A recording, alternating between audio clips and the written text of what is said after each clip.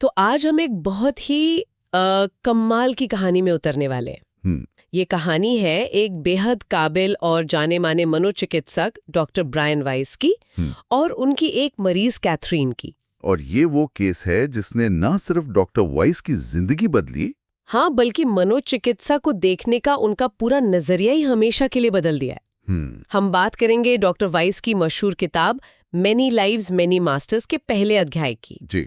और हमारी कोशिश ये समझने की होगी कि कैथरीन का मामला इतना उलझा हुआ क्यों था और क्यों पारंपरिक तरीके उस पर काम ही नहीं कर रहे थे। बिल्कुल, ये एक ऐसी पहेली थी जिसका जवाब डॉक्टर वाइस की किसी भी मेडिकल किताब में था ही नहीं, और यही चीज इस कहानी को इतना दिलचस्प बनाती है। ये कोई अंधविश्वासी इंसान की कहानी नहीं है। नहीं, बिल्कुल नहीं। ये एक आईवी लीग से पढ़े, पूरी तरह से विज्ञान और तर्क पर चलने वाले डॉक्टर की कहानी है, जो एक ऐसे सफर पर निकलने वाला था जिसकी उसने कभी कल्पना भी नहीं की थी। हाँ, ये विज्ञान और अध्यात्म के टकराव की जमीन तैयार करता है। तो चलिए कहानी के उस पहले दिन पर चलते हैं, डॉक्टर वाइस का वेटिंग रूम। वहां कैथरीन नाम की एक 27 साल की महिला बैठी है और सोचिए, वो एक चमकीले लाल रंग की ड्रेस पहने हुए है, जो एक तरह से आत्मविश्वास दिखाता है। हाँ, लेकिन जब वो डॉक्टर से हाथ मिलाती है तो उसके हाथ बर्फ जैसे ठंडे और पसीने से भीगे हुए हैं। ये कॉन्ट्रास्ट ही अपने आप में एक कहानी कह रहा है ना? हाँ, ये एक बहुत बड़ा सिग्नल है। बाहरी दिखावा कुछ और अंदर की बेचैनी कुछ और। और उसे ये अपॉइंटमेंट लेने में 2 महीने लग गए थे। 2 महीने? ये भी ध्यान देने वाली बात है। वो मनोचिकित्सा विभाग के चीफ से मिलने आई थी, किसी जूनियर डॉक्टर से नहीं। सही। तो ये कोई आम चेकअप तो था नहीं। ये एक हताश इंसान का शायद आखिरी सहारा ढूंढने जैसा था। और जब वो बोलना शुरू करती है तब पता चलता है कि मामला कितना गंभीर है। मैंने जब उसकी डरों की लिस्ट पढ़ी तो मैं हैरान रह गई। हाँ, वो लिस्ट बहुत लंबी है। ये सिर्फ 1-2 डर नहीं थे, ये उसकी पूरी जिंदगी पर एक तरह से कब्जा कर चुके थे। पानी से डर, गला घुटने का डर, अंधेरे से डर, हवाई जहाज से डर, और इन सब में सबसे बड़ा मौत का डर। ये डर इतने हावी थे कि वो अक्सर अपने अपार्टमेंट की अलमारी में सोती थी। अलमारी में? सिर्फ इसलिए कि उसे सुरक्षित महसूस हो। हाँ। उसकी नींद पूरी नहीं होती थी, बचपन के बुरे सपने वापस आ गए थे, नींद में चलने की आदत भी लौट आई थी। देखिए, एक मनोचिकित्सक के लिए ये सारे लक्षण जनरलाइज्ड एंजाइटी डिसऑर्डर के टेक्स्ट बुक केस जैसे लगते हैं। अच्छा। तो डॉक्टर वाइस का पहला रिएक्शन भी यही था कि इसे पारंपरिक तरीके से ही सुलझाना होगा। लेकिन यहाँ एक पेंच है। बिल्कुल। आमतौर पर इतने सारे और इतने गहरे डरों का कोई ना कोई सिरा बचपन के किसी बड़े हादसे या ट्रॉमा से जुड़ा होता है। डॉक्टर वाइस भी वही ढूंढ रहे थे। और कमाल की बात यह कि डॉक्टर वाइस इस किताब में लिखते हैं कि इस केस के बाद उन्होंने दवाइयों का इस्तेमाल बहुत कम कर दिया। ये बहुत बड़ी बात है। हाँ। क्योंकि उस दौर में तो दवाइयां एक क्रांति की तरह थी। उन्हें शायद शुरुआत में ये एहसास हो गया था कि कैथरीन की समस्या की जड़ इतनी गहरी है जहां कोई दवा पहुंच ही नहीं सकती। एक तरह से भविष्य का संकेत था ये। हाँ, बिल्कुल। तो डॉक्टर वाइस ने वही किया जो कोई भी अच्छा मनोचिकित्सक करता। उन्होंने कैथरीन के बचपन में झांकने की कोशिश की। और उन्हें कुछ चीजें मिली भी। हाँ, जैसे वो एक छोटे से शहर के रूढ़िवादी कैथोलिक परिवार में पली बड़ी थी। पिता को शराब की लत थी और जब वो 11 साल की थी तो उसकी माँ गंभीर डिप्रेशन में चली गई थी। कागज पर देखें तो ये सब एकदम सही वजह लगती है ना। बिल्कुल। और जब कैथरीन ने कहा कि उसे अपने बचपन के बारे में ज्यादा कुछ याद नहीं है तो डॉक्टर वाइस का पहला अनुमान था रिप्रेशन। हाँ, रिप्रेशन। ये मनोविश्लेषण का एक बहुत अहम कॉन्सेप्ट है। यादों को दबा देना। सही। इसका मतलब है कि हमारा दिमाग बहुत दर्दनाक यादों को चेतना से दूर एक तरह के लॉकर में बंद कर देता है ताकि हम रोजमर्रा की जिंदगी जी सकें। अच्छा। तो डॉक्टर वाइस के लिए ये पहेली का सबसे सीधा जवाब था कि जरूर कोई भूली हुई दर्दनाक घटना है जो इन डरों की वजह है। लेकिन वो घटना मिल ही नहीं रही थी। उसे बस एक धुंधली सी याद थी कि 5 साल की उम्र में किसी ने उसे एक स्विमिंग पूल में धक्का दे दिया था। पर वो कहती है कि उसे पानी से डर तो उससे भी पहले से लगता था। हाँ, यहीं आकर मामला उलझ जाता है। बिल्कुल। यहीं पर एक अनुभवी डॉक्टर को लगता है कि कहानी में कुछ मिसिंग है। आप एक पैटर्न ढूंढते हैं, कारण और प्रभाव। यहाँ कारण यानी बचपन की घटनाएं, प्रभाव यानी उसके डरों की गहराई से मेल नहीं खा रहे थे। पहेली के टुकड़े फिट नहीं हो रहे थे। एक छोटी सी घटना से कोई पूरी जिंदगी अलमारी में नहीं सोता। डॉक्टर वाइस को यह महसूस हो रहा था कि वो किसी बड़ी चीज की सतह को ही खरोच पा रहे हैं। और एक और दिलचस्प बात, वो एक पक्की कैथोलिक थी। हाँ, ये बहुत जरूरी पॉइंट है। पुनर्जन्म या ऐसी किसी भी चीज पर उसका कोई यकीन नहीं था।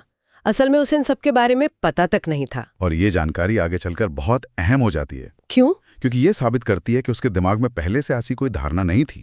अगर मरीज पहले से ही ऐसी चीजों में विश्वास रखता हो तो कहा जा सकता है कि शायद वो कल्पना कर रही है। अच्छा, कि वो मनगढ़ंत कहानियां बना रही है। हाँ, लेकिन कैथरीन का मामला बिल्कुल उल्टा था।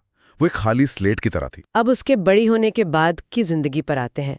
वो मियामी में एक लैब टेक्नीशियन थी, काम में भी अच्छी थी, पर उसकी पर्सनल लाइफ में भी एक अजीब पैटर्न था। स्टुअर्ट नाम के एक शादीशुदा डॉक्टर के साथ उसका रिश्ता था। एक बहुत ही उतार चढ़ाव भरा रिश्ता जो 6 साल से चल रहा था। हाँ, और स्टुअर्ट उसके साथ बुरा बर्ताव करता था, भावनात्मक रूप से उसे इस्तेमाल करता था, लेकिन कैथरीन उससे दूर नहीं जा पा रही थी। ये भी उसकी मानसिक स्थिति का एक और लक्षण ही है। ये उसके आत्मसम्मान की कमी की तरफ इशारा करता है। मनोचिकित्सा में हम अक्सर देखते हैं कि लोग बार बार एक ही तरह के दर्दनाक पैटर्न को अपनी जिंदगी में दोहराते हैं। लेकिन असली मोड़ तब आया जब उसे डॉक्टर वाइस के पास भेजा गया। वो तरीका, वो बहुत अजीब था। असाधारण था, बिल्कुल। हाँ, वो वाकई अजीब था। ये कोई आम रेफरल नहीं था। उसकी गले की एक सर्जरी हुई और उसके बाद उसका डर और बढ़ गया।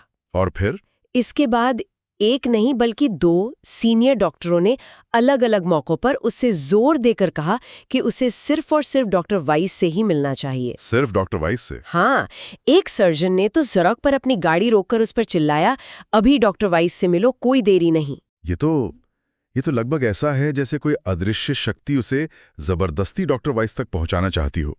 बिल्कुल। मनोविज्ञान में हम इसे महज संयोग कह सकते हैं, लेकिन कहानी के नजरिए से देखें तो लेखक यहाँ हमें ये संकेत दे रहा है कि ये मुलाकात होनी ही थी।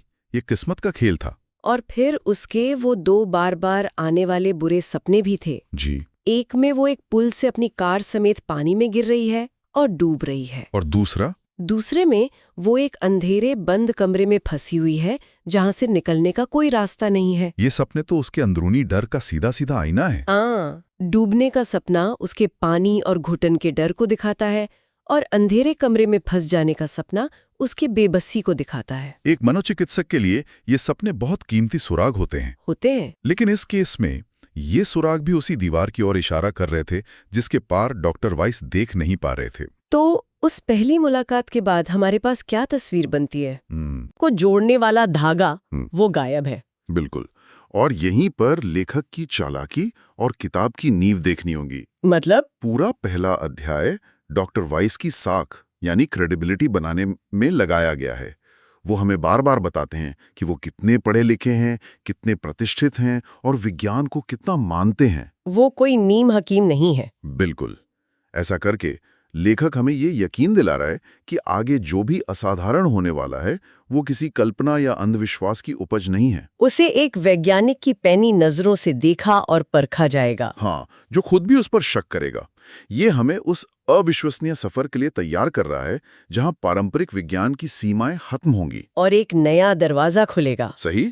तो एक तरफ है विज्ञान, तर्क और सालों का अनुभव, और दूसरी तरफ है एक ऐसा मामला जो इन सबको चुनौती दे रहा है।